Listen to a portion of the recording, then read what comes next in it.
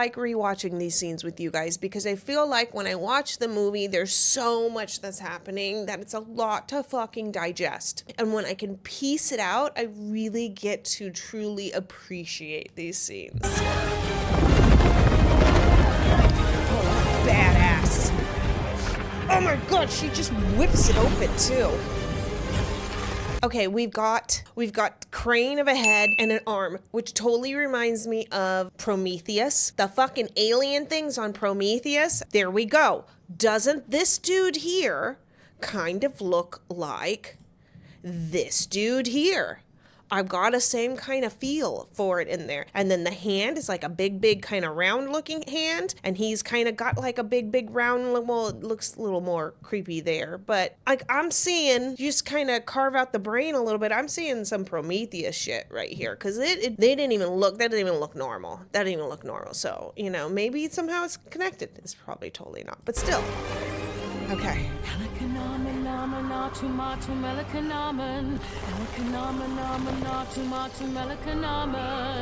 God, it's like she inhales as she goes into the note.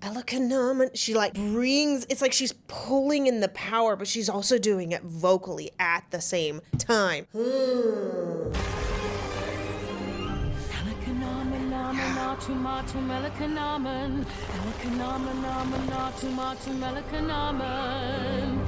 Let his flesh not be torn, let his blood leave no stain. Beat him, let him feel no pain. I was saying in this scene too, it feels very PG because we're only getting a black and white kind of faded version of him getting beaten, but we're not really fully seeing him like, no one's like bashing heads in. There's no blood anywhere. It's very kind of distanced, almost like we're seeing it through a mirror of some sort, you know? And that's definitely keeping it PG because this is pretty jacked up if you think about it. Like they are beating the crap out of him to where he is pretty much gonna die. They just said string him up on the poles. Like that's jacked up. That if we really saw that happen, it would definitely not be PG. Let his bones never break, and however they try to destroy him, let him never die. Is that how it actually goes? Try to destroy him. You notice that she held the note longer and then she went back into it. This is such a Cynthia Erivo thing to do. Hold it, lean back, and then catch up. I watched the performance that she did, Royal Albert Hall, and they were talking about different artists that have influenced her, and I think it wasn't Diana, Roberta Flack inspired her so much in her singing. She was talking about how she really puts in that emotion. She kind of plays with the time. That is what she's doing right there. That is a Roberta Flack thing right there. Feel no pain. Let his bones never break, and however they try to destroy him, They're trying to destroy him. Let him never die.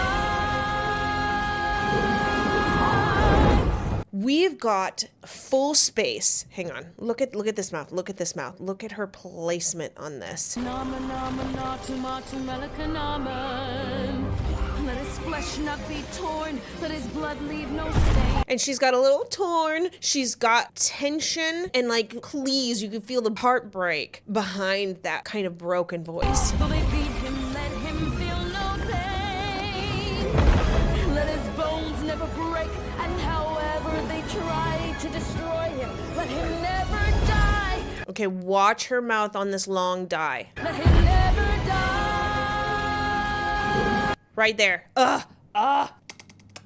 Chef's kiss. Yes. Look at the little dip in her tongue right here. Why do you want that? That's just more space. That means that her tongue is down and forward and it's dropped so far that she's even creating this little dip to make more space in her mouth. More space equals more sound, okay? More power, more development of that tone. So she is so good at this that she's even making that divot in the tongue as it's there. Love it. Yet she's holding back on power. She's not giving us full power right now. This is not full power. We all know this is not full power because we have heard full power from her and it's insane.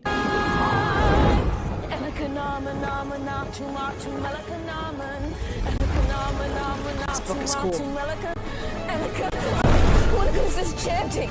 I don't even know what I'm reading. I don't even know what trick I ought to try. oh, you could feel that pain.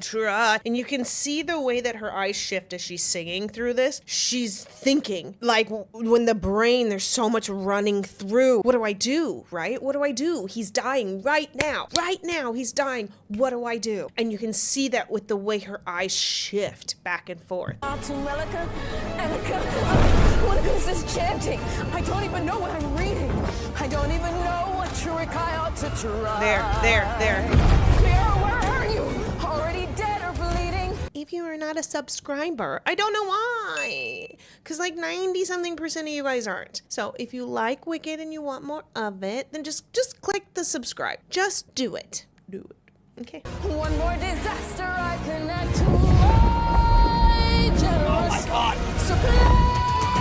That is so badass.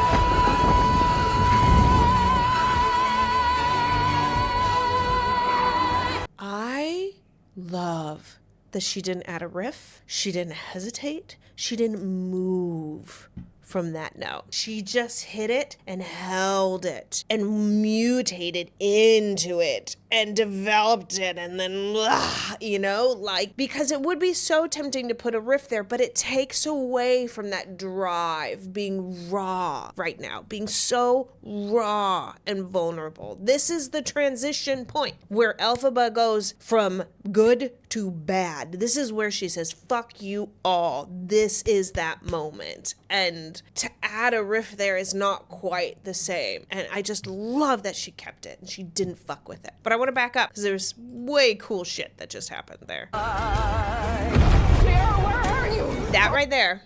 Her wailing, Sierra, where are you? As the voice breaks and then goes immediately into singing on pitch. It's like she loses her shit for a brief moment and then comes back in. That is so hard to have that break in the wobble in the voice and then go immediately into solid singing again. What is this chanting? There again, speaking. I don't even know what I'm reading. I don't even know what trick I ought to try. Sarah, where are you? Already dead or bleeding? One more disaster I connect to. I love this. Generous supply. Now we have the power.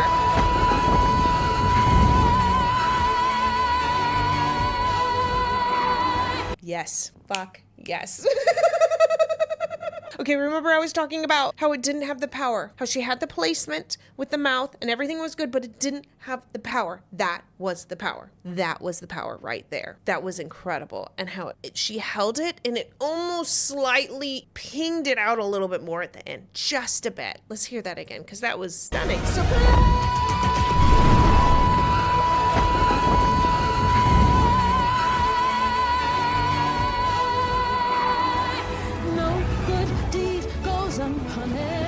Oh my God, you guys. And then she turns and it goes back into a whisper. We're back into a whisper. I give up. It's too good. I give up. It's too good. I give up. Oh my God. Supply, like blah, like it's fucking going and then turns with the breath. No good deed. Like as if she loses her shit. She hits this note and then she has the control to bring it back down into this quiet subtext of like, how am I processing this? The no good deed goes unpunished. No good deed goes unpunished. I need to remember this because this is what I'm learning. That transition. Fuck. And the way that they choreograph this is phenomenal too, because for her to move and lift, it's like she's so angry that it lifts up, right? Because we had this earlier when Madame Morrible pisses her off, right? With the whole Dr. Dillamond thing with all the signs. And then we think that Madame actually wrote those signs and tried to piss off Elphaba so that way then when she sat down with her afterwards, it would charge up her powers and she could see them at work. That's that anger that sparks up her energy and her power. And she's fucking pissed off right now. So I love that as she hits that note, the timing with the note vibrates the rocks and then she shifts it out. It's just incredible. And to have from that big momentous moment and then turn around and whisper. Already dead or bleeding.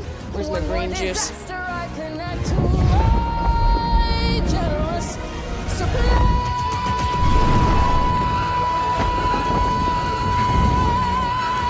Shift here. I mean, I simply can't get enough of Cynthia Erivo.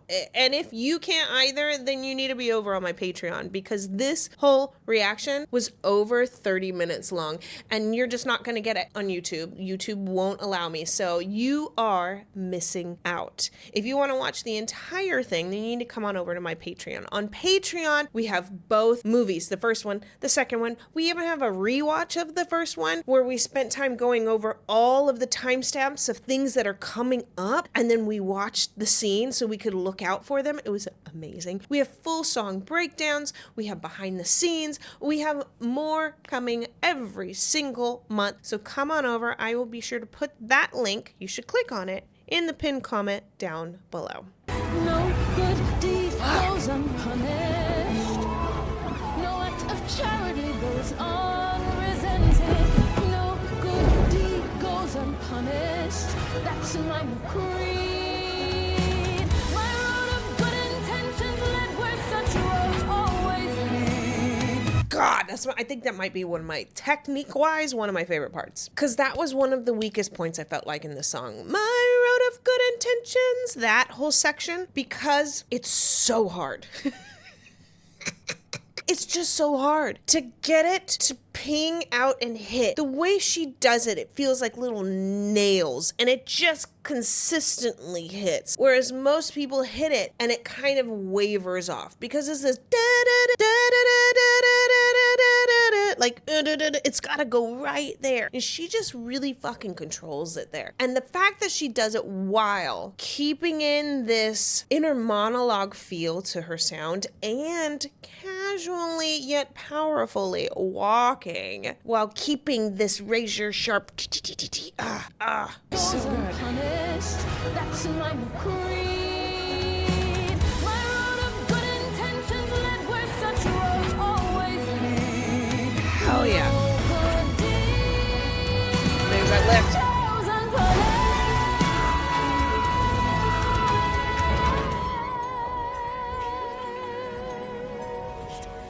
Oh, I know I've talked about this before, and we did dig into this a little bit when we went over the album reaction, but the fact that she goes from this huge, powerful vocals into a soft without fluctuating between the two. It's one smooth transition there. So what we're doing is we're taking a lot of stretch and air tension as she's singing through that belt, and she's making sure that she doesn't put too much tension, because she needs to soften it, which means she needs to allow a little more space between those vocal cords. She can't fully connect them. And so you have to release the muscles on each side and release some of that tension to allow a little more air to come through, which softens the sound. It's really hard to do. Goes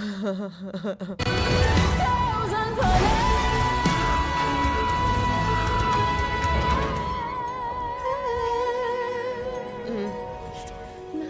I love how they did this part here too. Dr. Dillerman.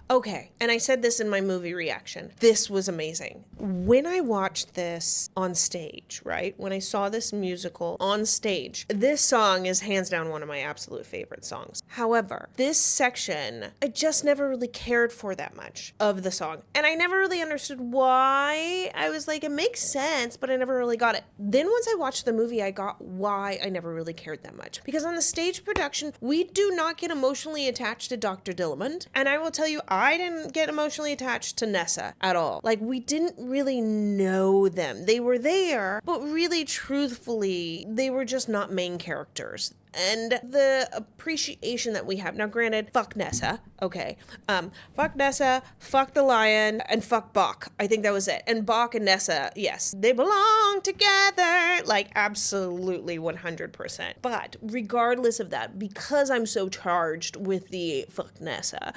means that I actually do have some kind of care for that character. And in this part of the song, I never really felt anything because I didn't have an attachment to that character at all. But I do now from this movie with Nessa and with Dr. Dillerman. So when she sings these and she brings it back down to the softer bit, and we get to see the characters and how you feel her loss there, and it just made sense. And I was like, wait, okay, I get this part of the song. I fucking get it. I do. Now I do.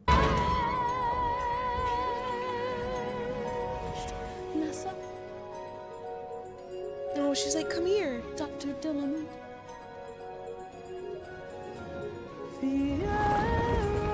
Oh my God, the way she just did the softness on that. She really kind of pulled back that sound, and then now she's gonna nail it. Oh, and there he is.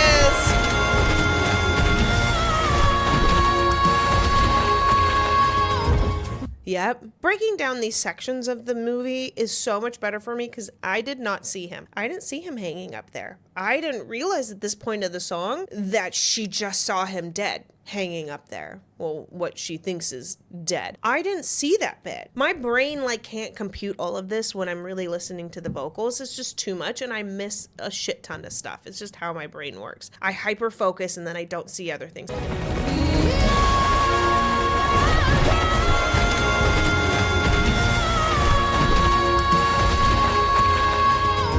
One question haunts and hurts. God, that note is so strong. Too much to mention.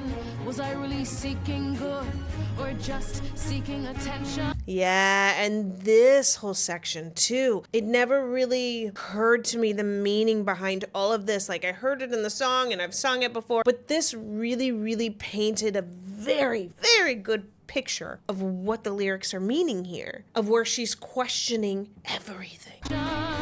Is that all good deeds are when looked at with an ice cold eye? If that's all good deeds are, maybe that's the reason why.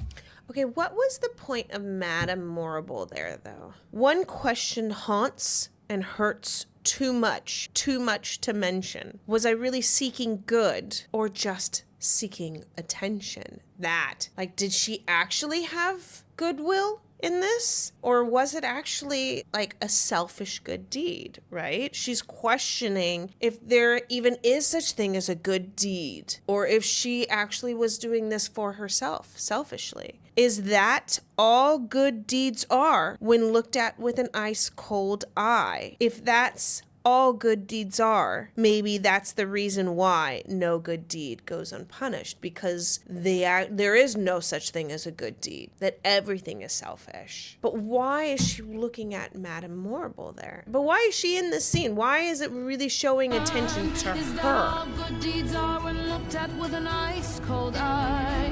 So is this maybe the idea that Elphaba's questioning, did she throw a fit, or did she end up throwing up her sister on accident, say to protect her, when in actuality it wasn't to protect her, it's because she wanted to show off to Madame Morrible so that way she could stay there, right? This is the spin of things here. If that's all good deeds are, maybe that's the reason why.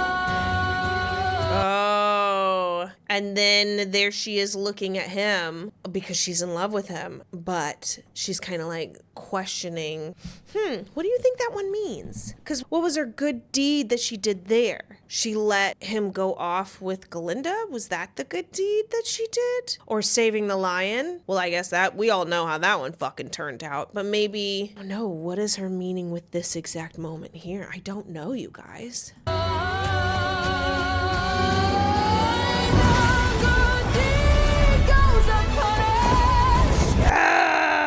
Yes, yes, yes. We all love that change. I like that slide. I know good deed. Like, hell yeah, fuck yeah. Amazing, amazing. Absolutely love it. Love it. Love that. You feel the transition.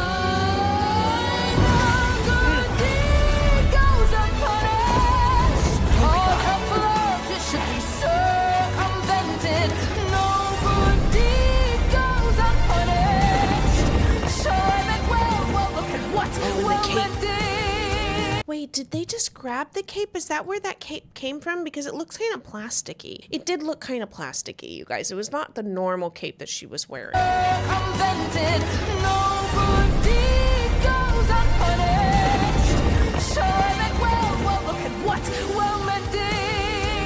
don't know. All right, enough. Oh, shit. So be it then. Don't fuck with her there, man. All right, enough. Like, she was going off. Damn, dude. To transition from there is amazing. Well, look at what? Well, What? There's that brief moment we had of it, and then All right, enough! So be it! So be it then. fuck. Let all wrongs be agreed. I'm wicked through and through, and since I can't succeed, fear of saving you, I promise no good deed will I attempt to do again, ever again. Oh my god. No good deed. The crescendo that we have here, you guys, as she's building up and creating that momentum, and just, you could hear as she goes, what is that brief moment of just fuck it all, you know, where you just kind of lose your shit. She's been holding it for everyone. She's been doing the right thing the whole fucking time, and this is where it got her to, and fuck it all, burn it all to the ground. Like, I've felt that way before. I know how she's feeling on this one, and she's just like, fuck it all. And I love that we get a moment of that on the what, and then she goes back into the singing, and then she's like, fuck it, here it is. And the momentum from there, you're thinking, it's not gonna grow anymore. It still grows from there. It's astounding. Just fucking astounding. All right, enough! So be it! So be it! God, she's deep there. Let all wrongs be agreed. I'm wicked through and through, Wicked through. and since I can't succeed, fear of saving you, I promise no good deed will I attempt to do again, ever again. Oh my god, that's my favorite part. No good deed That's my favorite part. That wail there.